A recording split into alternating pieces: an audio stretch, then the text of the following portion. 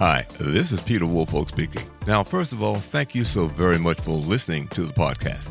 Now, I am very excited to let you know that the podcast is now available on Amazon Alexa. You know the drill. Simply say, Alexa, play Public Relations Review Podcast, and she'll take it from there. And again, thank you for listening. And if you enjoy the program, please become a subscriber. Now, on to the podcast. Welcome. This is the Public Relations Review Podcast, a program to discuss the many facets of public relations with seasoned professionals, educators, authors, and others. Now, here is your host, Peter Woolfolk. Welcome to the Public Relations Review Podcast and to our listeners all across America and around the world. Well, as we know, the COVID pandemic has changed the way we now book clients on for TV interviews. Those in-station and on-the-set interviews have all but disappeared. So how can we better prepare for satellite and virtual media tours to enhance our success? Well, my guest today has an answer for you.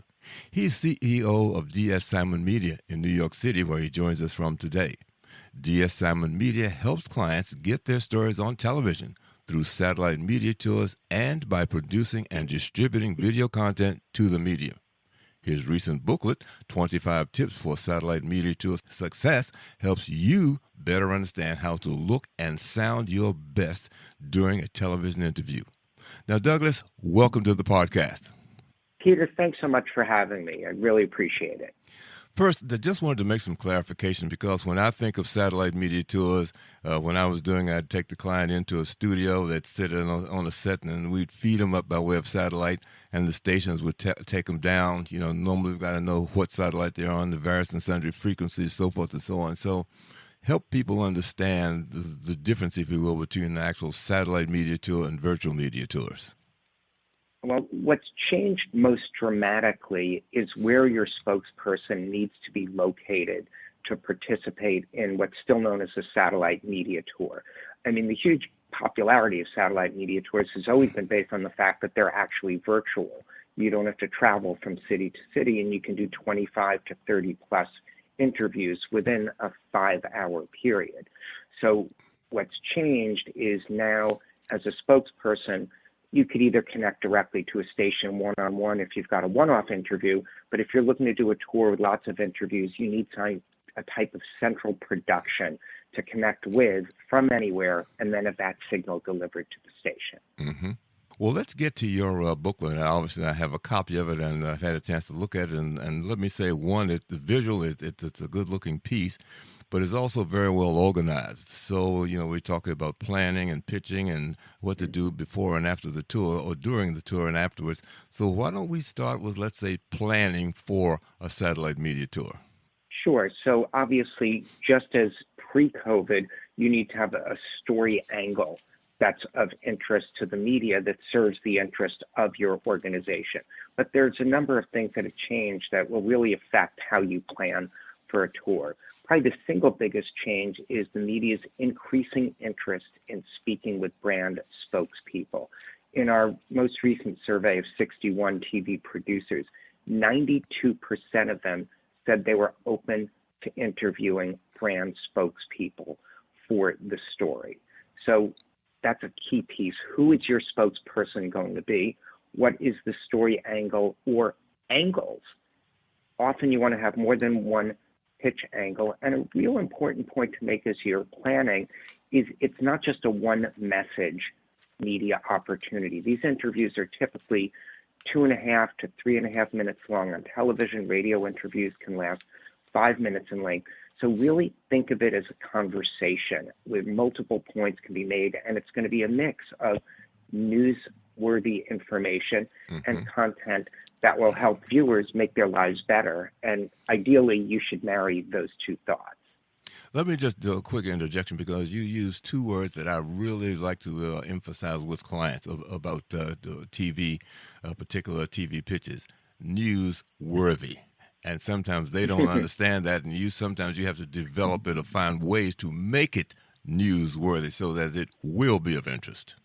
Yeah, that's important. And tip that we like to use is if you could imagine how a station would tease your interview coming up before they go to commercial. It's coming up after the break, we speak with this person about what would be something that the viewers might say, I don't want to change the channel. I want to stick around to watch that. Mm-hmm. That's a really important piece to provide value. I think, planning, you also want to get into how it's going to be produced and distributed. Obviously, stations are much more open to doing interviews via Zoom. But when you're planning for a satellite media tour, not only do you want to make sure the spokesperson signal is transmitted well, typically the communications people want to be able to watch and listen to the interviews as they happen, provide guidance to the spokesperson between the interviews. So you do need to have a production setup that will allow for that. And that typically, as I referenced up at the top, means connecting to a central control room where then they will distribute the signal to the different broadcast outlets in the formats that the stations want, whether one satellite, whether they want a direct Zoom connection, whether they even want you to record or produce the video file for them and send that to them.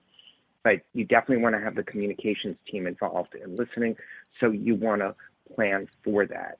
Definitely, you can know that what used to be called remote production, where you need a satellite truck, is much easier and much more affordable because as long as you have an Ethernet connection, you can connect to broadcasters from anywhere and really just add a whole level of compelling visuals to the story as well. Well, that was going to be my next question in terms of being able to include perhaps a B-roll into that interview when it was required or necessary. Yeah, it's definitely important to think of visuals. The media is open to a conversation, and it's really about the specifics of a story. We recently did a campaign for the formerly the San Diego Zoo, on an update to what they're offering. There, obviously, the visuals of the animals were pretty spectacular and important to have them looking at the highest possible quality. So you can judge each story that you do based on what are the visuals. It can be B-roll. It can also be a live demonstration. And as an example, we did a healthcare piece, and it was about telehealth and telemedicine and trying to encourage more people to make use of that during the earlier stages of COVID so that other health conditions wouldn't be as problematic for them. We actually had the doctor communicate with stations through the telehealth portal. So the first question that was asked is this what my experience would be like if I had a telehealth appointment? And the doctor was able to say yes and go from there. So visuals can be an important factor, and they need to be planned in advance. You can also plan multiple pitch angles to try and reach the largest number of journalists possible. Basically, you'll still communicate the same information. It might just have a different emphasis or a different order. Well, as part of that planning, I noticed that you mentioned in here as well that there should be a contract drawn just so everybody's on the same page and no misunderstandings about cost, that sort of thing. Yeah, I think that is important to really understand, what the services are that you're receiving.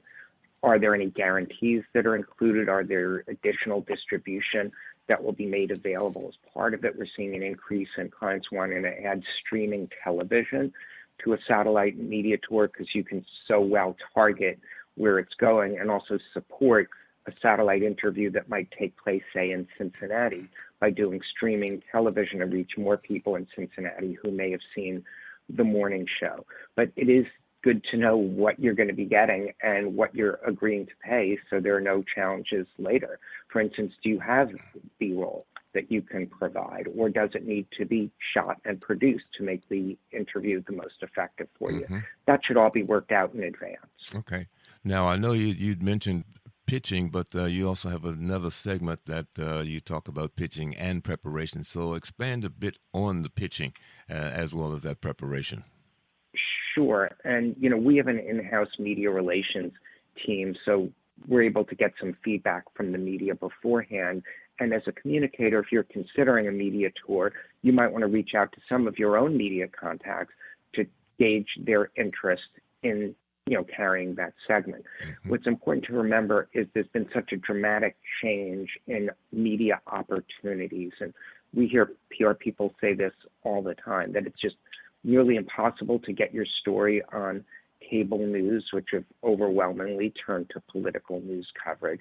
Network newscasts and morning shows have also gotten tougher and tougher to get your story out. So where the opportunity is on local TV stations, which are really counter-programming. Even right before the election, the week before, they only spent 36% of their newscasts on political news. They understand if you're a political junkie, you'll be watching a cable news show that aligns with your political interest. So it's a great opportunity for other content. And local news collectively has a larger audience than both cable news and network news individually.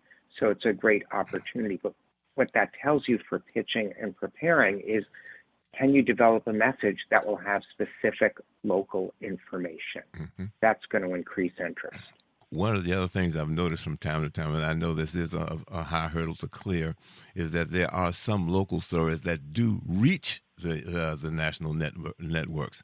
It might tie into something national that they're thinking about, or somehow or another the station pitches it to them, and the networks will buy into it. Can you help with that discussion as to what makes station stories go from local to national?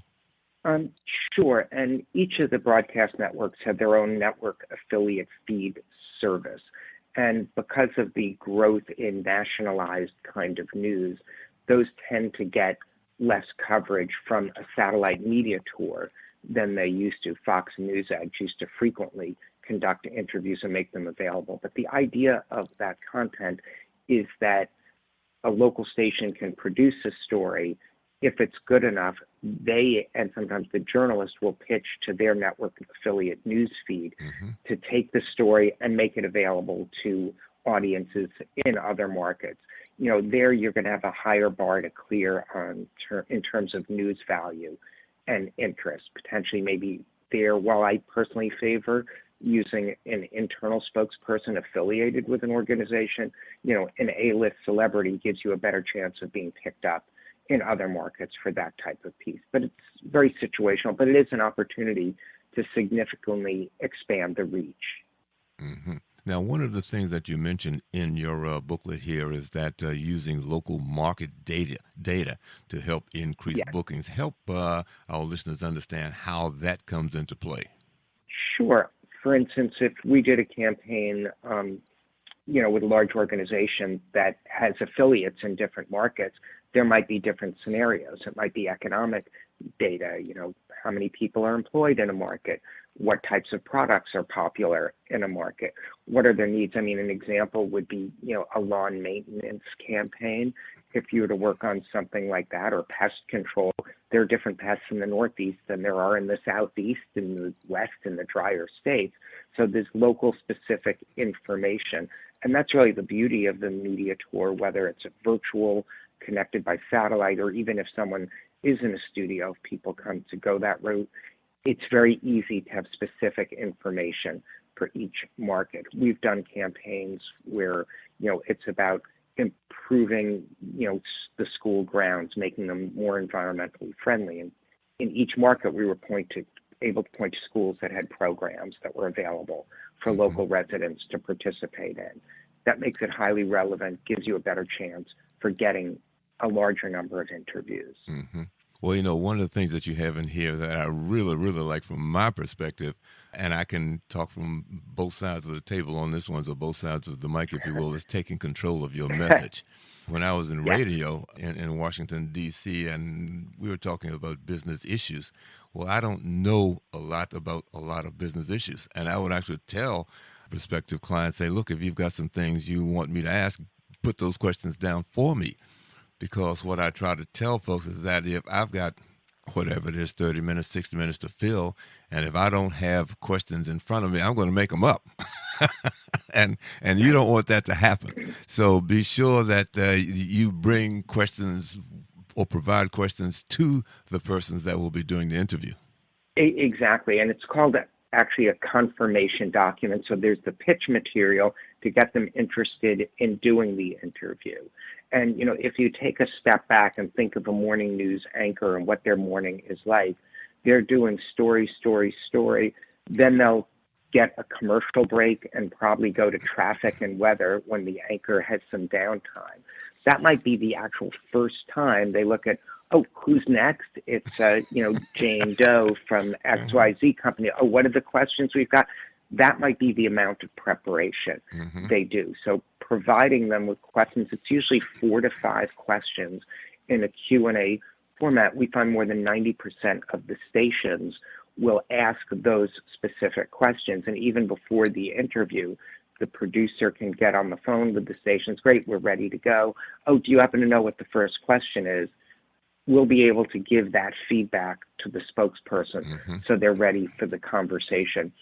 A couple of key tips about creating the question. Questions shouldn't be highly commercial in nature, but they should lead to potentially a commercial answer. They should also make the person asking the question sound intelligent. So if there is data, it's okay to draft a question. I was surprised to see in your research that 48% of the people in Cincinnati have this scenario. How can they best address that? That's like, oh, great. It makes them look like they did research that they prepared. So the more you do that, the more you increase the likelihood they'll take what appears as a Q&A that could go anywhere and make it a much more controlled interaction between the media and your organization, which, is a benefit to the organization. Okay, we've done our planning for the tour. We've developed our pitching and our preparation. Now we're actually getting on the tour. So what should we be doing once we actually get there?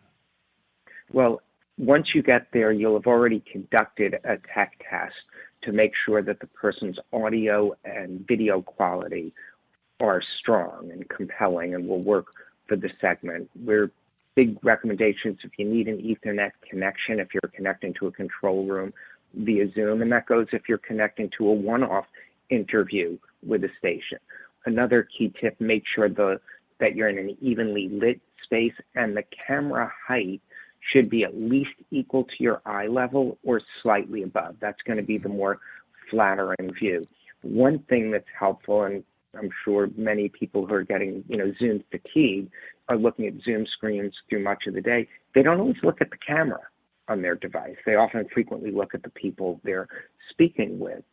For these interviews, you have to have 100% laser focus on the camera. Even with all that preparation, the spokesperson should log in probably about 45 minutes before the first interview to handle any tech changes that might come up. It's good to have a backup. As a PR person, you want to be able to tune in. So there should be the equivalent of, say, a green room where you can hear and see your spokesperson during the interviews in real time, and a way that you can communicate with both the production team and possibly the spokesperson during breaks. Another key point to remember is not all of the interviews will be live. Depending on the story and the subject matter, it might range between about a quarter or slightly less will be live to over half or 2/3 on something that is tremendous news value. Before each interview starts, make sure the production people let you know when it's scheduled to air. You don't want to say good morning. If it's going to be on the afternoon news show, you don't want to say, hey, this is launching tomorrow when it was last week. So that's important. You also, as I referenced before, want to make sure that you can get the signal to stations however they want it. So the 3 most popular are Zoom, satellite, as well as sending a digital file. Some stations have their own proprietary technology. Some reporters are actually producing the stories from home, and they have to edit it later to put it together. Frequently, they're extremely appreciative if we say, oh, do you want us to cut it live, switching between the reporter asking the question and the person answering, which will save them a lot of time on the back end and helps increase stations' willingness to work with. Also, something that's frequently missed, of course, we're so focused on the media we're getting, is use the time with the spokesperson to record additional content. This could be for social media, but it can also include internal messaging, and that shouldn't even cost any more. But we found, especially with the significant increase in senior leaders at organizations being the spokespeople, a huge station demand for them, a simple statement they record just explaining to their staff, to their company, to their employees, that they were out there talking about the great job they were doing, being interviewed on 25 or 30 stations across the country. That's a very powerful and compelling message to share internally. And what we've seen is you can't put internal communications and external in completely different silos. In fact, one of the most powerful uses of a satellite media tour is for senior leadership to actually communicate with employees in the specific town where the interview airs, and they will be sure to hear it. And it's far more credible if you compare what they say to in an internal memo versus what they've gone out in public and, made a statement about. So I think that's a really great opportunity to consider how you can address internal audiences with this external content. Okay. Now, you also have a quick section on what to do after the tour. Right. As I mentioned, video content may be created during the tour. You have to have an approval process ready to go so there's no big delay afterward.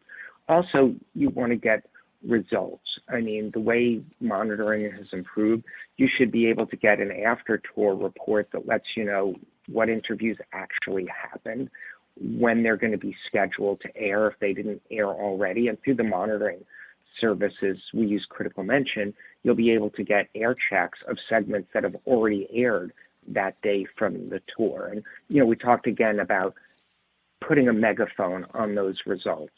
If stations post interviews to their websites, which many of them do, you can use social media to be a force multiplier for that interview. And of course, you can also use the content to communicate internally. Okay.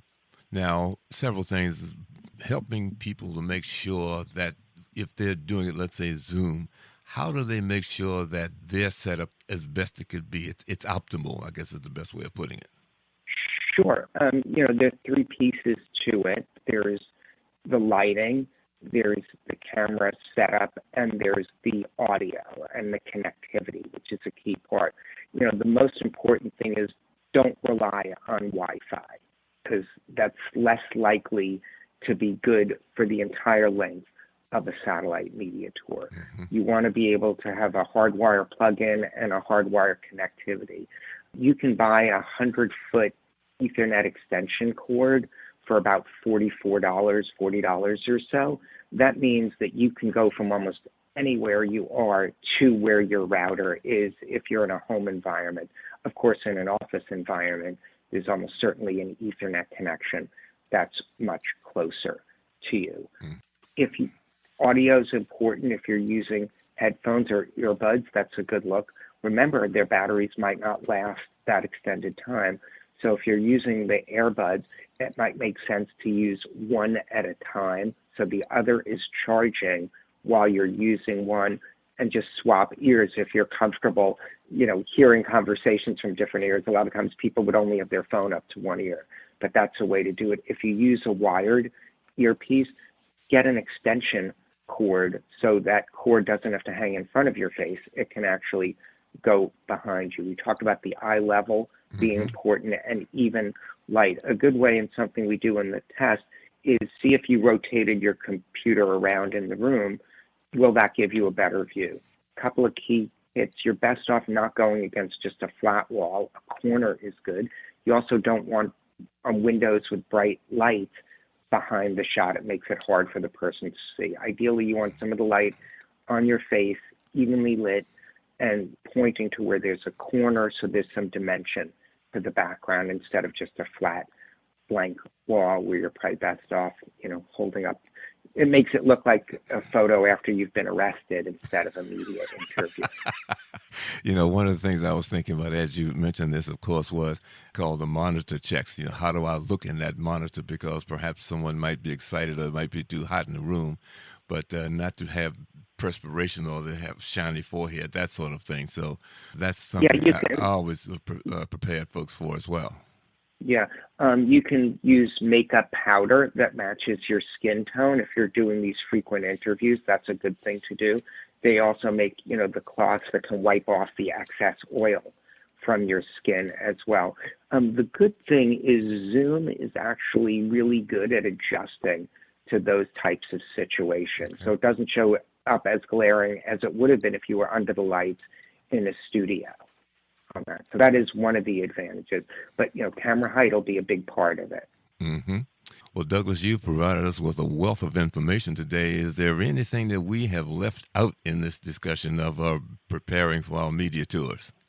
Yeah, I think an important thing, and this goes to the preparation and execution, is if you are working with a partner, leave them sufficient time to pitch the story. Ideally, you want to have at least 2 weeks from when the media pitch is approved to the tour date, so there's adequate time to pitch the story. Satellite tours can be turned around in less time, but you're just making things a little harder for yourself than they need to be. Mm-hmm. Well, thank you so much. My guest today has been Douglas Simon. He is CEO of DS Simon Media, located in New York City. And if you get a chance, track down that booklet, 25 Tips for Satellite Media Tour Success. Douglas, let me say thank you so much for joining us today. I really appreciated the information you've delivered. And to my listeners, thank you for tuning in, and join us again for the next edition of the Public Relations Review podcast. Thanks so much, and have a great day, everyone. This podcast is produced by Communication Strategies, an award-winning public relations and public affairs firm headquartered in Nashville, Tennessee. Thank you for joining us.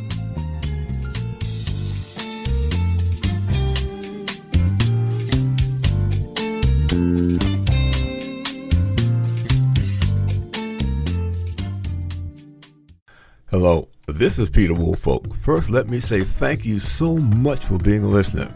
Now, I want to alert you to our shiny new podcast website located at podpage.com. However, you can go directly to the podcast site located at publicrelationsreviewpodcast.com. There, you can contact me through email. You can leave a voice message. You can leave a review. You can read an episode blog and frequently learn about the podcast guests. You might also want to suggest podcast topic ideas or even suggest a guest. You can also let me know if you would like to receive our podcast listener logo that you can post on your social media. So I look forward to hearing from you about our new podcast website. Thank you so much for listening to the Public Relations Review podcast, and have a great day.